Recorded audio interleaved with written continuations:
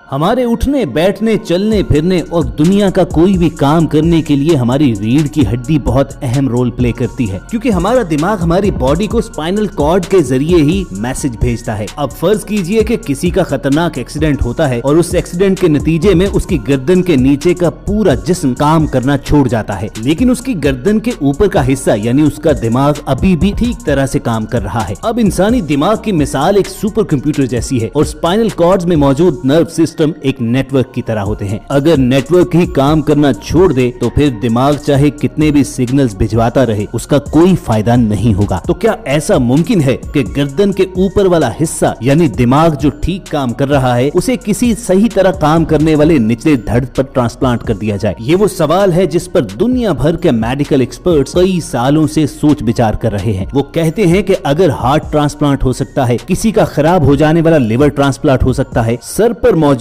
बाल ट्रांसप्लांट हो सकते हैं, तो फिर इंसान के सर और उसके दिमाग को किसी सही तौर पर काम करने वाले निचले धड़ के साथ क्यों नहीं जोड़ा जा सकता? वॉइस डेली की आज की एपिसोड में इसी पर बात करेंगे और आपके सामने कुछ चौंका देने वाले फैक्ट्स रखेंगे, जिन्हें इकट्ठा करने के लिए हमने खासी रिसर्च की है। और हमारी इस मेहनत का रिवॉर्ड आप वीडियो के नीचे मौजूद लाइक का बटन प्रेस करके दे सकते हो। और अगर ऐसी ही इंफॉर्मेटिव वीडियोस फ्यूचर में हासिल करना चाहते हो तो रेड बटन पर क्लिक करके हमारे सब्सक्राइबर्स बन जाओ। लगभग 125 साल पहले एक ब्रिटिश मेडिकल एक्सपर्ट ने एक नस्ल के कुत्ते की खोपड़ी को उसके धड़ से अलग करके दूसरी नस्ल के कुत्ते के जिस्म के साथ अटैच किया। उन्हें इस बात का यकीन था कि जैसे ही सर्जरी मुकम्मल होगी तो कुत्ता फौरन होश में आ जाएगा, लेकिन इस सर्जरी के अगले 7 दिन तक वो कुत्ता होश में नहीं आया और फिर उसकी डेथ हो गई। हेड ट्रांसप्लांट का अगला एक्सपेरिमेंट किया गया 1960 में, जिसमें एक बंदर के सर को अलहदा करके दूसरे बंदर के धड़ के साथ जोड़ दिया गया। इस मर्तबा मेडिकल एक्सपर्ट्स को ये कामयाबी मिली कि सर्जरी के बाद वो बंदर होश में तो आ गया,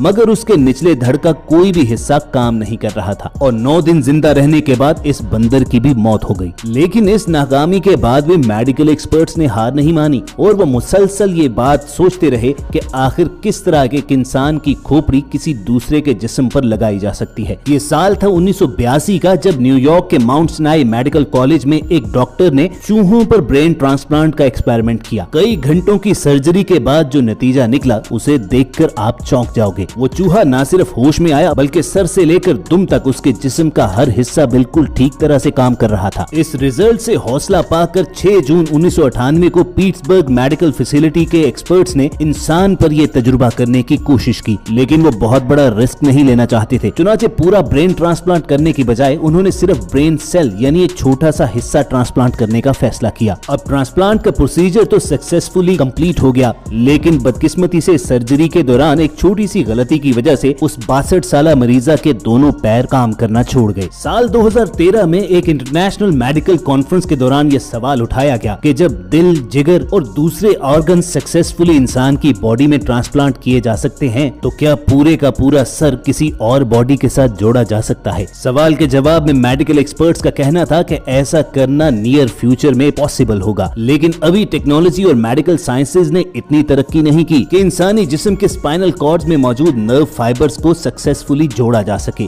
दिमाग के निचले हिस्से से निकलकर हमारे जिस्म के निचले हिस्से तक इंतहाई नाजुक और बारीक नर्व्स जुड़े होते हैं। ये इतने बारीक होते हैं कि इन्हें इंसानी आंख भी नहीं देख सकती। इन्हीं नर्व्स के जरिए ब्रेन इंसान की बॉडी को सिग्नल्स भेजता है और अभी फिलहाल इन तमाम नर्व्स को काटकर दोबारा से जोड़ना एक्सपर्ट्स के लिए मुमकिन ही नहीं है। तभी तो रीढ़ की हड्डी में लगने वाली चोट इस कदर खतरनाक साबित होती है कि अगर इंसान के ब्रेन को ट्रांसप्लांट करने में कामयाबी मिल भी जाए तो स्पाइनल कॉर्ड में मौजूद लाखों करोड़ों नर्व फाइबर को दोबारा से जोड़ना मुमकिन नहीं है, इसीलिए उसका निचला धड़ काम नहीं करेगा। वैसे भी हेड ट्रांसप्लांट के दौरान ये गारंटी नहीं दी जा सकती कि इसके बाद वो शख्स आंख खोलेगा भी या नहीं। तभी तो इंसानों से पहले इस तरह के तमाम तजुर्बे जानवरों पर किए जाते हैं और एनिमल टेस्टिंग से पहले भी गवर्नमेंट से बाकायदा परमिशन लेनी पड़ती है। वैसे भी हेड ट्रांसप्लांट सिर्फ एक ही ऑपरेशन नहीं होगा, बल्कि ये एक सीरीज ऑफ सर्जरीज होगी और किसी इंसान के निचले धड़ को किसी दूसरे इंसान के ऊपर वाले धड़ के साथ जोड़ने के लिए लगभग $13 मिलियन का खर्चा आएगा। ब्रेन ट्रांसप्लांट के प्रोसीजर्स की ये ड्यूरेशन 36 घंटों तक भी पहुंच सकती है। इसमें सबसे मुश्किल और अहम काम ह्यूमन ब्रेन को फ्रीज करना होता है, जिसके तहत इंसान के दिमाग के तमाम फंक्शंस को रोक दिया जाता है। लेकिन इस ट्रिकी प्रोसीजर में इंसान के ब्रेन को मुकम्मल डेड होने से बचाना होता है। इंसान की गर्दन और उसकी नसों को जोड़ने वाले ट्यूब्स को नेक में फिट कर दिया जाता है। और फिर बारी आती है एक और मुश्किल काम की, जो है स्पाइनल कॉर्ड्स को काटना। स्पाइनल कॉर्ड्स को कट करने के लिए आम चाकू का इस्तेमाल नहीं होता, बल्कि इस मकसद के लिए डायमंड ब्लेड्स यूज किए जाते हैं और फिर आखिर में मसल्स और नर्व्स को दोबारा से जोड़ दिया जाता है। अब ये सब कुछ सुनने में तो शायद इतना ही आसान लग रहा हो जैसे दर्जी कपड़े के मुख्तलिफ कटे हुए हिस्सों को सिलाई करके जोड़कर एक लिबास तैयार करते हैं, लेकिन ये इंतहाई मुश्किल काम है। इतना मुश्किल कि मेडिकल साइंसेज में तमाम तरक्की के बावजूद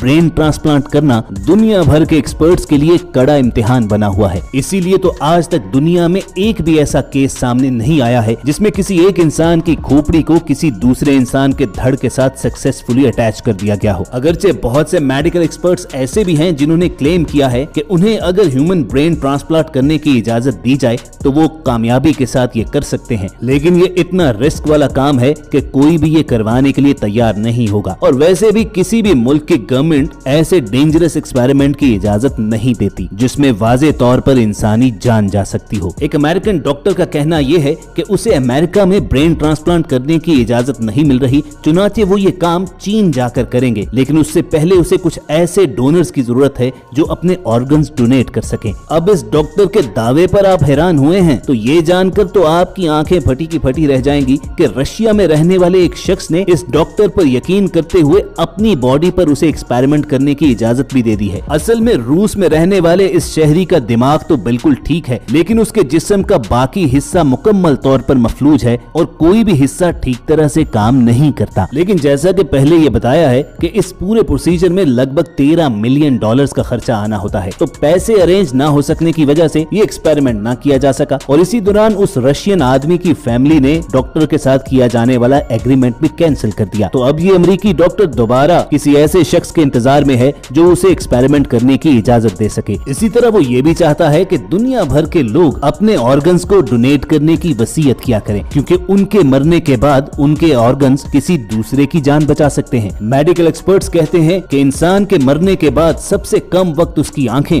और सबसे लंबा अरसा उसके किडनीज ठीक हालत में रहते हैं, जिन्हें किसी दूसरे के जिस्म में ट्रांसप्लांट करके उसकी लाइफ बेहतर बनाई जा सकती है। अब जहाँ बहुत से लोग जिस्मानी आज़ा अतिया करने को नेक काम कहते हैं, तो वहीं बहुत से लोग ये मानते हैं कि ऐसा करना शरीयत के खिलाफ है। आप इस बारे में कोई इल्म रखते हैं तो कमेंट सेक्शन में हमारी जरूर रहनुमाई कीजिए। क्या बॉडी ऑर्गन्स किसी दूसरे इंसान के लिए डोनेट करने चाहिए या नहीं? इसी एक सवाल के साथ आपको छोड़े जाते हैं और उम्मीद करते हैं कि आज की एपिसोड आपको काफी इंफॉर्मेटिव लगी होगी। अगर ऐसा ही है तो वीडियो को लाइक करके फेसबुक और व्हाट्सएप के जरिए शेयर करना मत भूलिए। और ऐसी ही दिलचस्प और मालूमात से भरी वीडियोस फ्यूचर में हासिल करना चाहते हैं तो रेड बटन पर क्लिक करके वॉइस डेली के सब्सक्राइबर जरूर बनिए। जल्द आपसे दोबारा मुलाकात होगी। देखते और सुनते रहिए वॉइस डेली।